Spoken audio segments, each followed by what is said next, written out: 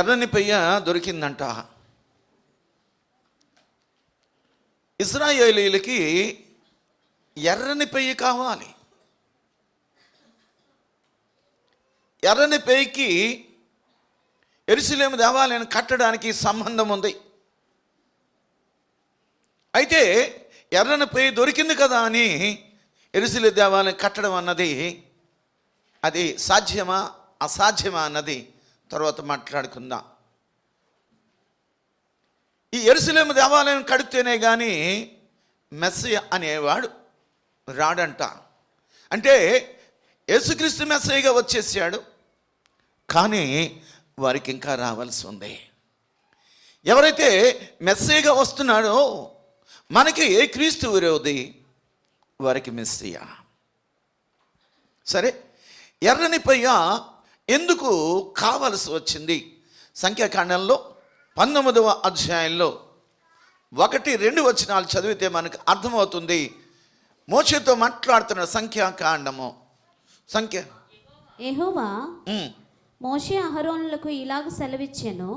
యెహోవా ఆజ్ఞాపించిన ధర్మశాస్త్ర విధి ఏదనగా, ఇశ్రాయేలీయులు కళంకము లేనిది మచ్చ లేనిది ఎప్పుడునూ కాడి మోయకుండా ఉండాలి. అటువంటి ఎర్రని పైన తీసుకుని దాన్ని వధించాలి. దానిని ఎలాగ వధించాలి అంటే విషయం ఏంటంటే చర్మంతో, అలాగే దాని రక్తముతో, దాని పేడతో దానిని ఏం చేయాలంటే బూడిద చెయ్యాలి. ఆ భస్మాన్ని తీసుకోవాలి. ఆ భస్మాన్ని తీసుకుని ఒక పాత్రలో ఉంచాలి. దానిని కల్వల్ పాత్ర అంటారు. అది ఎందుకునంటే ఇశ్రాయేలీలు దేవాలయం కడితే దేవాలయంలో యాజకత్వం చేసేవాడికి వారి మీద ఈ పరిశుద్ధ జలము, పాప పరిహారార్థ జలం అంటారు దానిని వారు కుమ్మరించాలి, లేకపోతే చల్లాలి. యెరూషలేము దేవాలయంలో ఆరాధన చేయడానికి కావలసిన పరికరాలన్నీ కూడా పరిశుద్ధపరచాలంటే ఈ జలము కావాలి. అందుకోసమని ఎర్రని ఇలాంటి క్వాలిటీస్ కలిగిన 3 దూడల్ని ఇశ్రాయేలీయులు కనుక్కున్నారంట. ఎర్రగా ఉంది, ఏ మచ్చ లేదు, ఏ డాగు లేదు, అది కాడిమోయలేనిది. అటువంటివి వాళ్ళు అన్వేషిస్తే 3 దొరికినట్టుగా కనబడతా ఉంది. అయితే దేవాలయం కడతారా? అసలు ఈ దేవాలయం యొక్క చరిత్ర ఏంటి అని మనం కానీ గమనించినట్లయితే, దావీదు ప్రమాణం చేస్తాడు. ఏమని అంటే, ఇదిగో యాకోబు దేవునికి, బలిష్ఠుడైన యాకోబు దేవునికి నేను మందిరం కట్టాలి, ఒక నివాసం కట్టాలి. అలా నివాసం కట్టేంత వరకు కూడా నా పడక మీదకి నేను ఎక్కను, నా కంటికి కునుక రానియను. అలాగా దేవుని కొరకు ఎంతో బంగారం, ఎంతో వెండి, వెలగల రాళ్ళు సంపాదించాడు. అలా కట్టాలని నాతో అన్న ప్రవక్తతో చెప్పాడు. నేను దేవునికి మందిరం కట్టాలని ఆశపడుతున్నానంటే నాతోని అన్నాడు, నీ మనసులో ఉన్నదంతా కూడా నువ్వు చెయ్యని. కానీ దేవాది దేవుడు నాతాను ప్రవక్తతో చెప్పాడు, ఆయన చేతులు రక్తంతో తడిచేయి. అందుకోసమని ఆయన కట్టడానికి వీలు లేదు.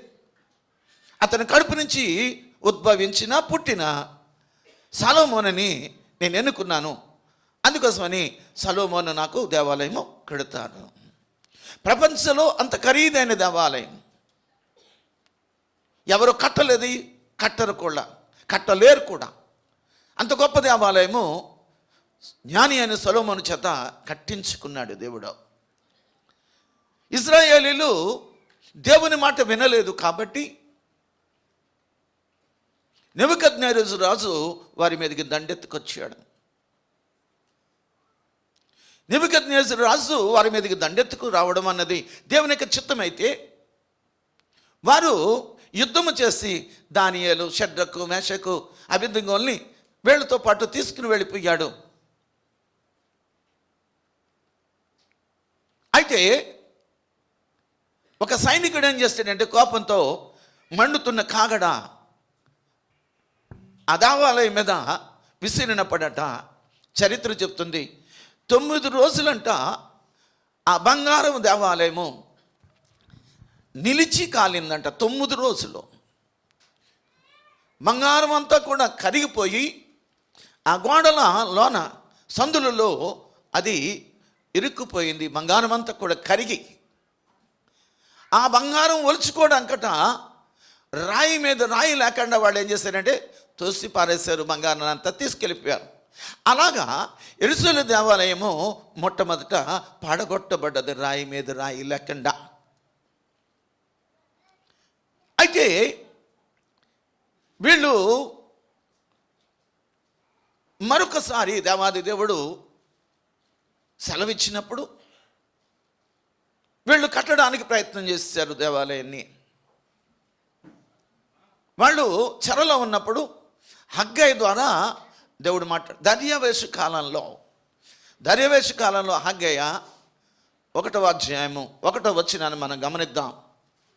రాజైన దర్యావేషు ఏలుబడి యందు 2వ సంవత్సరమున 6వ నెల మొదటి దినమున ప్రవక్త యొక్క హగ్గై ద్వారా యూదా దేశం మీద అధికారియు షయల్తీయేలు కుమారునైన జెరుబ్బాబేలుతో మాట్లాడుతున్నాడు. సమయం ఇంకా రాలేదా?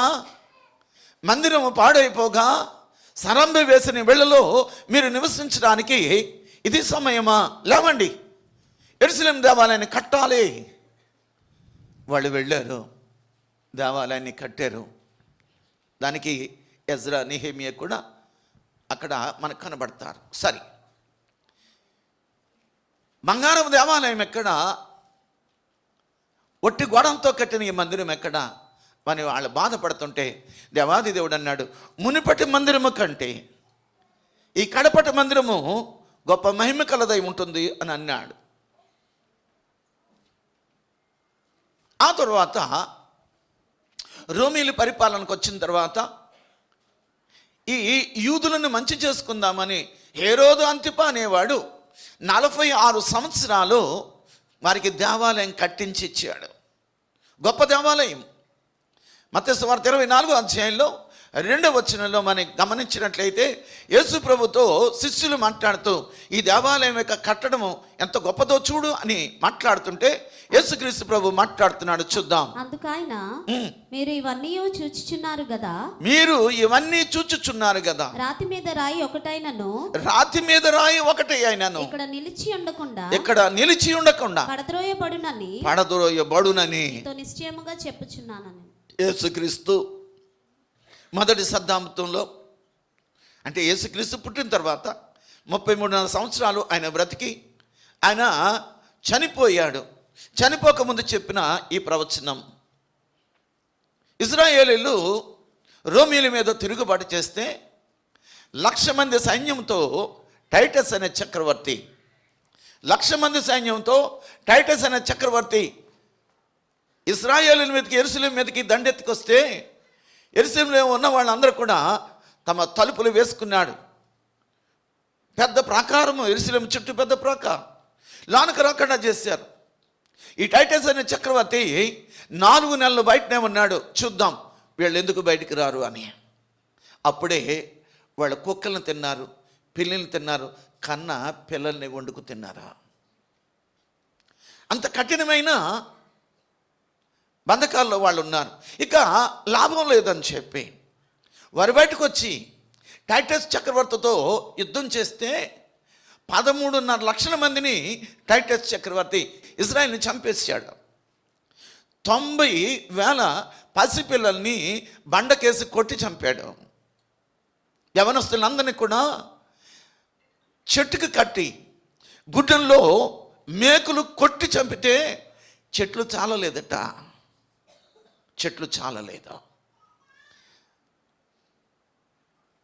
వారు దూర ప్రాంతానికి చెదిరిపోయారు. టైటస్ చక్రవర్తి కోపము తీరలేదు. ఏం చేద్దామనేటప్పటికి ఒక సైనికుడు అన్నాడంట, రాజా, యెరూషలేము దేవాలయం కట్టినప్పుడు ఇశ్రాయేలీయులు మణులు మాణిక్యాలు కిందన వేశారు, మూల రాళ్ళుగా ఆ సంపదంతా తెచ్చి వాళ్ళు వేశారు. అది వాళ్ళ ఆచారము, మూలరాయి వేయాలి. ఆ మూలరాళ్ళు ఏం వేశారంటే గోమేధికము, పచ్చలు ఇవన్నీ కూడా వేశారు. చాలా సంపద ఉన్నది అని ఎవరో చెప్పారంట. టైటస్ చక్రవర్తి సైన్యంతో వెళ్ళి రాయి మీద రాయి లేకుండా తొలగించి ఆఖరికి పునాదు రాళ్ళను కూడా పెకిలించి పునాదు అడుగును చూస్తే లేదు, ఏమీ లేదు. మూడవసారి మొదట కట్టబడిన బంగారపు దేవాలయం పడగొట్టబడ్డది. రెండోసారి ఇజ్రాయేల్ కట్టారు, కానీ అది గోడలతో కట్టారు. అందుకని హేరోదు అంతిఫా 46 సంవత్సరాలు వీళ్ళకి దేవాలయం కట్టించి ఇచ్చారు. ఆ దేవాలయంలోనే యేసుక్రీస్తు ప్రభు ప్రవేశించాడు. గార్దభాన్ని ఎక్కి ఆయన హోసన్నా జయము, దేవుని పేరట వచ్చేవాడు స్తుతింపబడును గాక అన్న ఆ దేవాలయంలో ప్రవేశించాడు. ఆ దేవాలయం కోసం చెప్తుంటే శిష్యులు, దేవాది దేవుడు అన్నాడు, రాయి మీద రాయి ఒకటి కూడా నిలవకుండా ఇది పడగొట్టబడుతుంది అని. క్రీస్తు శకం 70వ సంవత్సరంలో టైటస్ అనే చక్రవర్తి వచ్చి దానిని పడగొట్టాడు. అప్పటి నుంచి ఇప్పుడు దాకా ఆ మందిరము కట్టబడలేదు. 14వ తారీఖు మే నెల 1948వ సంవత్సరంలో వాళ్ళకి స్వతంత్రం వచ్చిన 70 సంవత్సరాలు పూర్తయినా వారు మందిరాన్ని కట్టలేకపోవడానికి కారణం ఏంటంటే ఈ ఎర్రనిపై దొరకపోవడం కాదు, పరిస్థితులు బాగోలేదు. ఏమాత్రం వాడు కట్టడానికి ప్రయత్నం చేసినా చుట్టూ ఉన్న అరబ్ కంట్రీస్ కానీ వారితో కలిసిన వాళ్ళందరూ కానీ ఎవరైనా సరే వారి మీద దండెత్తుకు రావడము అన్నది మనం చూడగలుగుతాం.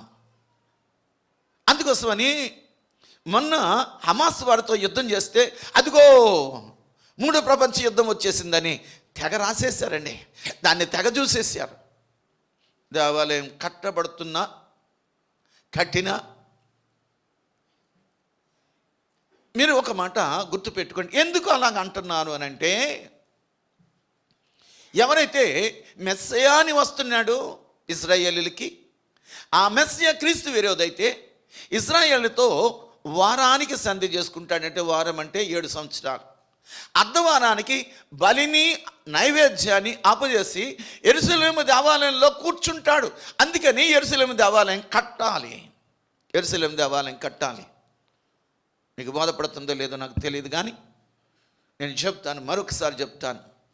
యెరూషలేము దేవాలయము ఎందుకు కట్టబడాలి అంటే క్రీస్తు విరోధి రావాలి. ఇజ్రాయెల్ ప్రధాని ఒక స్టేట్మెంట్ ఇచ్చాడు, ఇదిగో మేము ఎదురు చూస్తున్న మెస్సయ్య వచ్చేస్తున్నాడని.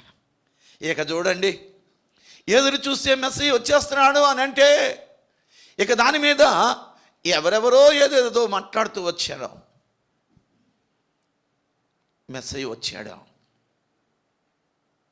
యోహాను సువార్త 1వ అధ్యాయం 45వ వచనం చదువుదాం. ఫిలిప్పు నతానియేలును కనుగొని, ధర్మశాస్త్రములో మోషేయు ప్రవక్తలను ఎవరిని గూర్చి వ్రాసిరో ఆయనను కనుగొంటిమి, ఆయన యోసేపు కుమారుడైన నజరేయుడగు యేసు అని అతనితో చెప్పాను. మెస్సయ్యను మేము కనుక్కున్నాం. మెస్సయ్య వచ్చాడు, ఆయన చేయవలసిందంతా చేశాడు. కానీ ఇశ్రాయేలు ఆయనను ఒప్పుకోలేదు మెస్సయ్యగా. ఏమంటున్నారో తెలుసా? ఆయన ఎక్కడి నుంచి వచ్చాడో మాకు తెలుసు. 7వ అధ్యాయము యోహాను సువార్త 27వ వచనంలో ఉన్న మాటలు చదువుదాం. అయినను ఈయన ఎక్కడివాడో ఎరుగుదుము, క్రీస్తు వచ్చినప్పుడు ఆయన ఎక్కడివాడో ఎవడునో ఎరుగుడని చెప్పి. ఎవరికి తెలియదట క్రీస్తు వచ్చినప్పుడు. లేఖనాలన్నీ కూడా ఇజ్రాయేలుకి ఇచ్చిన దేవుడు.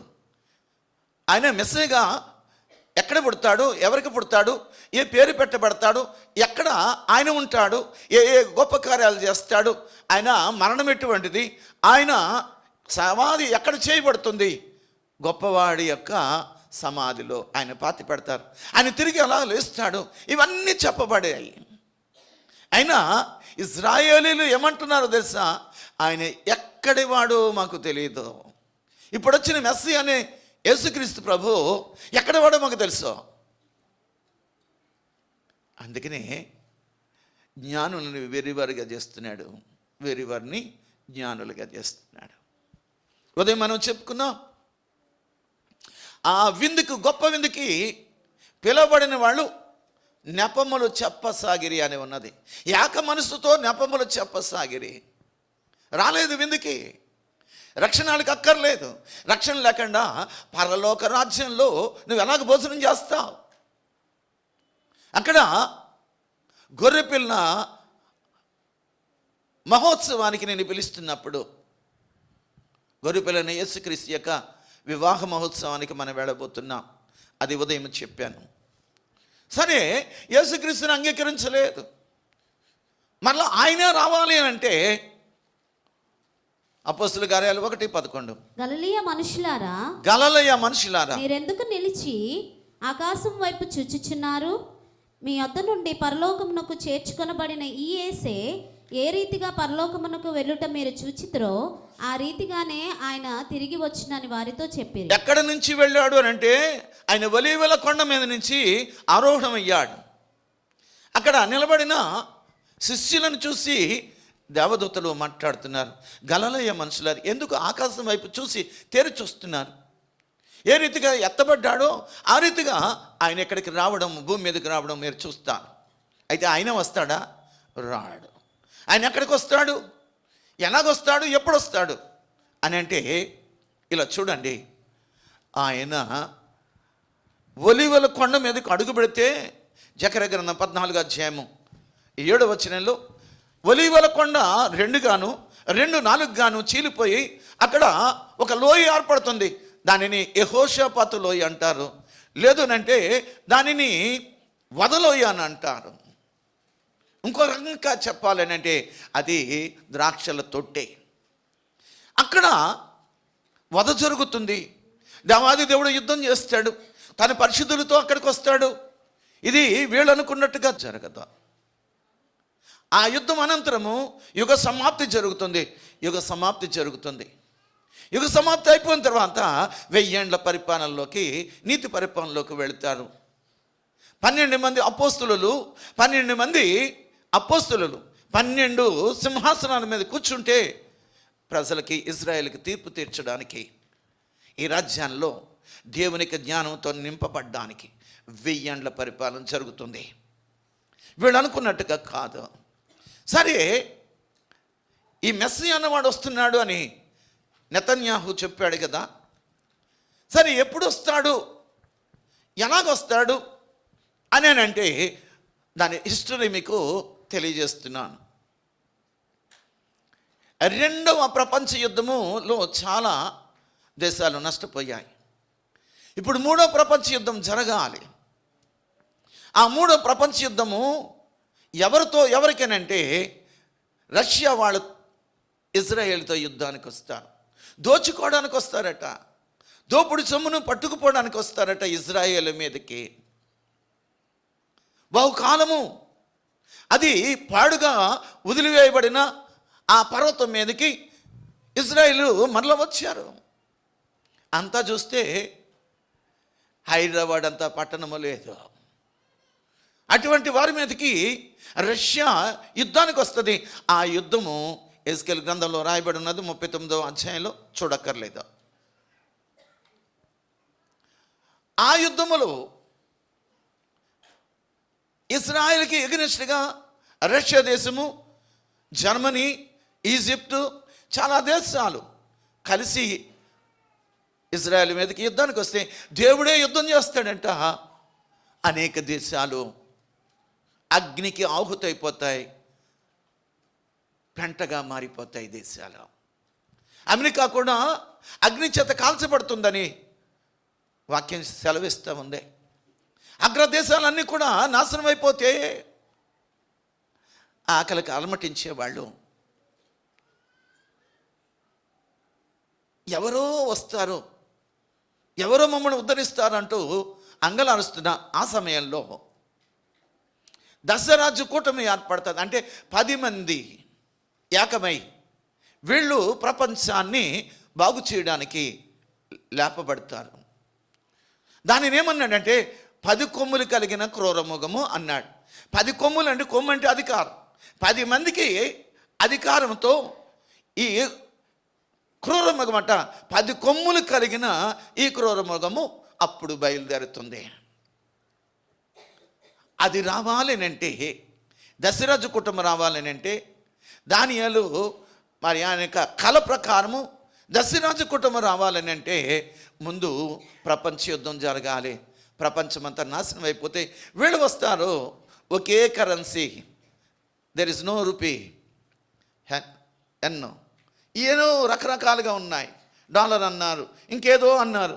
ఇవన్నీ కూడా ఇక లేవు. ఒకే కరెన్సీ, వాళ్ళ అండర్లో ప్రపంచమంతా ఉంటుంది. దశరాజు కూటమి. ఆ 10 కొమ్ములు కలిగిన ఆ క్రూర మృగము పరిపాలనలో చిన్న కొమ్ము ఆ 10 కొమ్ముల్లో చోటు చేసుకోవడానికి వస్తాడు. వాడే క్రీస్తు విరోధే. ఈ క్రీస్తు విరోధి ఎప్పుడైతే వారిలోకి వస్తాడో ముగ్గురిని వాళ్ళు పెరికి వేస్తారు. ముగ్గురిని పెరికి వేయగానే ఆయన 7గురితో ఒక్కడే 8వ రాజుగా పరిపాలన చేయడానికి ఇష్టపడతాడు. వాడెక్కడి నుంచి వస్తాడు అని అంటే చాలా జాగ్రత్తగా గమనించండి. ఆయన వచ్చింది ప్రకటన గ్రంథంలో 13వ అధ్యాయంలో 1వ వచనంలో అంటాడు, భీకరమైన సముద్రము, ఆ సముద్రం నుంచి ఈ క్రూర మృగం వస్తుందని మనం చేస్తున్నాను. మరియు 10 కొమ్ములను 7 తలలను గల ఒక క్రూర మృగము. ఒక్క నిమిషం, 10 కొమ్ములనంటే వాళ్ళ అధికారం, దశరాజ్య కూటమికి అధికారం. కానీ తలలు ఎన్ని ఉన్నాయంటే 7 ఉన్నాయి. 3 తలలు తీసివేయబడ్డాయి, 3 పెరిగివేయబడ్డారు. అధికారం అయితే 10 కొమ్మలు, కానీ తలలన్నీ 7 తలలతో 10 కొమ్ములతో అధికారంతో వాడు ఎక్కడి నుంచి వస్తాడంటే సముద్రములో నుంచి వస్తాడు. సముద్రం అంటే అన్యజనులకు గురితో. వీళ్ళు అనుకున్నట్టుగా కాదు. అయితే ఈ క్రీస్తు విరోధి రావాలంటే ముందు ఎవరు రావాలంటే మరొక క్రూర మృగం ఉన్నదట.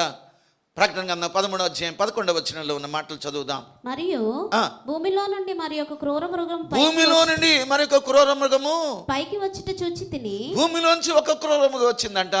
ఇంకొక క్రూర మృగం ఎక్కడి నుంచి వచ్చిందంటే సముద్రంలో నుంచి వచ్చింది. సముద్రం అన్యజనులకు గుర్తు, అన్యజనులకు గుర్తు. ఈ చిన్న కొమ్ము ఎక్కడి నుంచి వచ్చింది? ఈ క్రీస్తు విరోధి ఎక్కడి నుంచి వచ్చాడంటే బైబిల్ ప్రకారముగా రోము నుంచి వస్తాడు. రోము నుంచి. రోములో ఇప్పుడు ఎవరు పరిపాలన లేకపోతే ఎవరు అధికారం ఉన్నదంటే పోపు పరిపాలనలో ఉన్నది, పోపు అధికారంలో ఉంది రోము. ఆ రోములో నుంచి రావడం అన్నది పోపే క్రీస్తు విరోధి అని చాలామంది అనుకుంటున్నారు, కానీ ఇట్స్ నాట్ కరెక్ట్.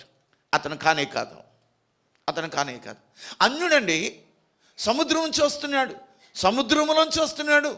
ఈ క్రూరమగ ఎక్కడి నుంచి వచ్చిందంటే సముద్రం నుంచి వచ్చింది కాబట్టి వాడు అన్యుడై ఉండాలి, కానీ దేవుని ఆరాధించే క్రీస్తుని ఆరాధించేవాడు కాడు, పోపు కానే కాడు. సరే, ఈయన రాకముందు ఎవరు రావాలంటే భూమిలోంచి మరొక క్రూరమ.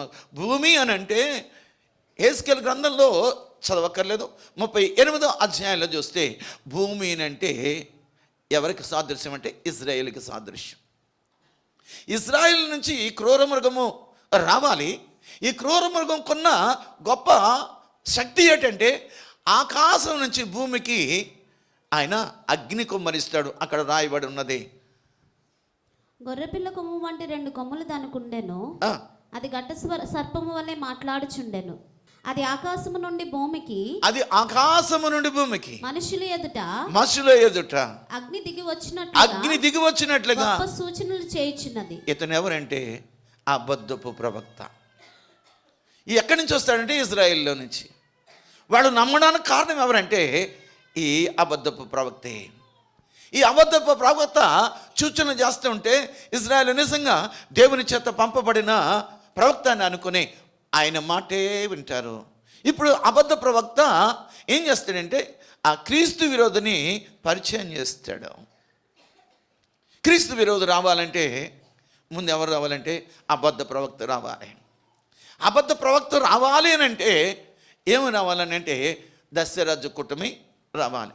ఈ దశరాజు కుటుంబం రావాలి అని అంటే 10 మంది ఏకమై మనకు భోజనం పెట్టాలి, ఒకే కరెన్సీ అన్నది వాళ్ళు ప్రవేశపెట్టాలంటే మూడవ ప్రపంచ యుద్ధము రావాలి. మూడవ ప్రపంచ యుద్ధం రాకుండా క్రీస్తు విరోధి బయటపడడు. అందుకోసమని మీరెందుకు ఇటు ఉన్నారు? ఇప్పుడే వచ్చేస్తుందని ఎవరన్నా చెబితే మీరు నమ్మకండి. ఇదిగో యేసుక్రీస్తు ఇప్పుడే వచ్చేస్తున్నాడని. ఒకసారి 40 రోజుల కూడికలో ఒక సంవత్సరం ఒక ఆయన పాంప్లెట్ తీసుకొచ్చాడు. పాంప్లెట్ చదివి నేను ఆయనకి ఫోన్ చేశాను. ఇదిగో నాకు దేవుడు చూపించాడు, యేసుక్రీస్తు ప్రభు అక్కడ వచ్చేసింది అన్నాడు. నీకు అసలు వాక్యం తెలుసా? వాక్యం తెలీదు. వాక్యం ఎలాగున్నది? చించేయి, నీ పాంప్లెట్లన్నీ చించేయి. నువ్వెవరికైతే ఇచ్చావో వాడి దగ్గరికి వెళ్ళి క్షమాపణ చెప్పు. నీకు చెప్పేశాడు దేవుడు వచ్చేస్తున్నాడని. చాలామంది ఇలాగే మభ్య పెడుతున్నారు. ఇదిగో ఎర్రని పెయ్యి కనిపించింది. చాలామంది ఏం చేస్తున్నారంటే అదిగో దేవాలయం కట్టేస్తున్నారా. నెతన్యాహు ఏ ఉద్దేశంతో ఏ బేస్ మీద మాట్లాడారో కానీ ఈ నెలలోనేనట ఆయన మెస్సీగా రాబోతున్నాడని. రావడానికి బైబిల్ ఒప్పుకోదు. రావాలంటే ఇజ్రాయేలు రష్యాతోటి యుద్ధం జరగాలి, మూడో ప్రపంచ యుద్ధం అనాలి. ఎందుకంటే దేశము శ్మశాన దెబ్బగా తయారవుతుంది. దేశాలన్నీ కూడా చాలా దేశాలు, పెద్ద పెద్ద దేశాలు మేబీ ఒకరి మీద ఒకరు ఆటం బాంబులు వేసుకునే పరిస్థితి. ఇక్కడ రష్యా ఒక మీట నొక్కితే అమెరికా ఒక్కసారి ఆపరేట్ చేస్తే రష్యా ఒకేసారి రెండు కూడా ఏమవుతాయంటే అగ్నిపాలు అయిపోతాయి. అలాగే దేశాలన్నీ కూడా ఒకే కరెన్సీ రావాలి. వాడు వచ్చిన తర్వాత మొట్టమొదటిగా చేసే పని ఏంటంటే యెరూషలేము దేవాలయంలో కూర్చోవాలంటే ముందు మెస్సయ్యగా ఇజ్రాయేల్తో సంధి చేసుకోవాలి. వారానికి సంధి అంటే 7 సంవత్సరాలకి, అర్ధవారం అంటే 3.5 సంవత్సరాలకి బలిని నైవేద్యాన్ని ఆపజేసి నేనే దేవుడునని అతని యొక్క హేయమైన విగ్రహము యెరూషలేములో నిలవబెట్టి పూజింపమంటాడు. నిన్ను నన్ను కూడా ఉండం, ఖచ్చితంగా చెప్తున్నాను, ఉండం. ఆ పరిస్థితి రావాలంటే మూడో ప్రపంచ యుద్ధం రావాలి. ఎంతసేపు నువ్వు అంటావేమో పరిస్థితులు అంత అనుకూలంగా లేవు. ఉన్నా సరే ఆయన రావాలంటే దశరాజ కుటుంబం రావాలి. దానియేలు గ్రంథంలో చెప్పబడినట్లుగా 10 మంది ఏకమై దశరాజ కుటుంబంగా ఉన్నప్పుడు ఆ 10 కొమ్ముల్లో చిన్న కొమ్మి అయిన క్రీస్తు విరోధి రావాల్సి ఉంది. అందును బట్టి మీరు భయపడవలసిన అవసరం లేదు, సిద్ధంగా ఉండండి. మనము నిద్రించిన, మనం ఏమి చేసినా దేవుని కోసం మనం నిలబడదాం. అది ఎప్పుడొచ్చినా పర్వాలేదు. మన దేవుడు గొప్ప దేవుడు. నేను చేయి విడిచిపెట్టే దేవుడు కానే కాదు. నువ్వు ఉగ్రత పాలవడానికి కాదు దేవుడు పిలిచింది, నువ్వు రక్షణ పొందడానికే కానీ ఉగ్రత పాలు చేయడానికి కాదు. ఒకవేళ అదే పరిస్థితి వస్తే సారేపతి విధవరాలను పోషించిన దేవుడు నేను పోషించడా? 40 సంవత్సరాలు అరణ్యంలో ఇజ్రాయేలును పోషించిన దేవుడు నిన్ను పోషించుడా? ఆ రోజు వస్తే 666 ముద్ర వేసుకోకపోతే నువ్వు కొనడానికి కానీ అమ్మడానికి కానీ నీకు అధికారము లేదు. మరి ఎలాగండి? ఎలాగా? దేవుడు చూసుకుంటాడు. ఒకటి మాత్రం నిజం, ఏవేవో రాస్తూ ఉన్నారు, అవి నిరాధారాలు. వాక్యానికి అది సరిపడదు. వాక్యం చాలా తేటగా చెప్పగలను, నేను వాక్యానుసారంగా చెప్పగలను. అందుకోసమని మీరు భయపడవలసిన విషయం లేదు. మీ పిల్లల్ని దేవుల్లో పెంచండి. అంతకుముందు లారీ అనేవాడు లహరి, ఇప్పుడు లహరి అయిపోయాడు. లారీ ఆయన పెద్ద భక్తుడు. యేసుక్రీస్తు ప్రభు రెండో రాకడ వచ్చేస్తుంది అని చెప్పి చెన్నైలో ఆయన నమ్ముకున్న ఆ సంఘాలన్నీ ఏం చేస్తాయి అంటే కొండకు వెళ్ళిపోయారు. ఆ రాత్రంతా వండుకుని తినేశారు. ఎందుకు రేపు వెళ్ళిపోతున్నప్పుడు నీకెందుకంట? యేసుక్రీస్తు ప్రభు రెండో రాకడ వచ్చేస్తుంది. రెండో రాకడ వచ్చేస్తే ఎలాగొస్తుందంటే మధ్యాకాశానికి రావాలి. ఆ మధ్యాకాశానికి వచ్చే రాకడే అది రెండవ రాకడని అనడానికి వీల్లేదు. కానీ అది రహస్య రాకడ అంటే ఎవరికి కనిపించదు, ఎవరికి కనిపించదు. ప్రియమైన దేవుని సంగమా, అలాగా వాళ్ళు చెప్తే వాళ్ళు సిద్ధపాటు కలిగి రాత్రంతా తిని, దేవా వచ్చేస్తున్నావు, మమ్మల్ని తీసుకుని వెళ్ళిపోవడానికి వచ్చేస్తున్నావు అని. తీరము చూస్తే యేసుక్రీస్తు ప్రభు రాలేదు, వీళ్ళెత్తబడలేదు.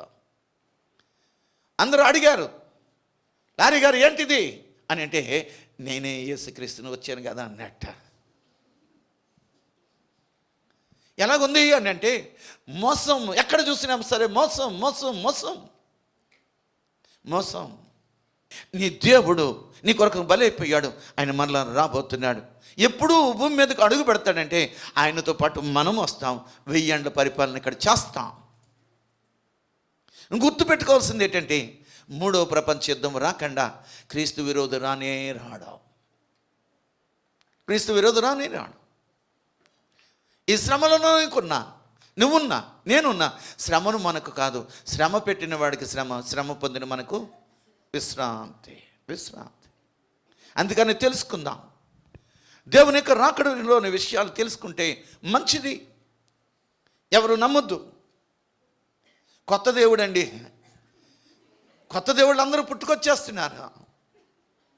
యేసుక్రీస్తు లోకానికి వస్తే, ఇదిగో మీకు విందు సిద్ధం చేశాను, మీరు రండి అంటే ఇజ్రాయేల్ అంట సాకులు చెప్పారు, నెపాలు చెప్పారు ఏక మనసుతో. అందుకని వీధిలో ఉన్న నిన్ను నన్ను ఆయన పిలుచుకున్నాడు. ఇక అక్కర్లే, ఎవడో వస్తాడు ఏదో చేస్తాడు అని నువ్వు ఎదురు చూడవలసిన అవసరం లేదు. ఎవరు చెప్పినాను నమ్మాల్సిన అవసరం లేదు. అందుకోసమని ఎందుకు ఈ మాట చెప్పానంటే, ఇది ఎక్కువగా హల్చల్ అవుతుంది. నా ఫేస్బుక్లో ఇది హల్చల్ అవుతుంది. దాని యొక్క సారాంశం తెలియటం లేదు. ఎర్రని పేయి దొరికితే సరిపోతుందా? ఇజ్రాయేల్ యొక్క పరిస్థితి ఏంటంటే, దేవాలయం కట్టగలిగే శక్తి ఉంది కానీ దేవాలయం కట్టే పరిస్థితులు లేవు. ఇలా కళ్ళు మూసుకుంటే కళ్ళు తెరిచేటప్పటికి వాడు దేవాలయం కట్టగలరు, అంత సమర్థులు. కానీ చుట్టూ శత్రువులు కడతారు. అది కట్టబడితేనే కానీ, ఆ దేవాలయంలో బలులు నైవేద్యాలు చేస్తేనే కానీ క్రీస్తు విరోధుడు రాడు. క్రీస్తు విరోధు ఆ బలిని నైవేద్యాన్ని ఆపజేసి నేనే దేవుడిని అని రావాల్సిన అవసరం ఉన్నది. అప్పుడు తెలుస్తుంది ఇజ్రాయేల్కి ఈయన మెస్సే కాడు అని. అప్పటికే చేతులు కాలిపోయాయి, ఆకులు పట్టుకునే పరిస్థితి లేదు. ఇజ్రాయేల్ అందరూ కూడా అరణ్యానికి పారిపోయే పరిస్థితి. నీ దేవుడు ముందుకుంటానని చెప్పాడు. ఆయన గొప్ప కార్యాలు చేసే దేవుడు.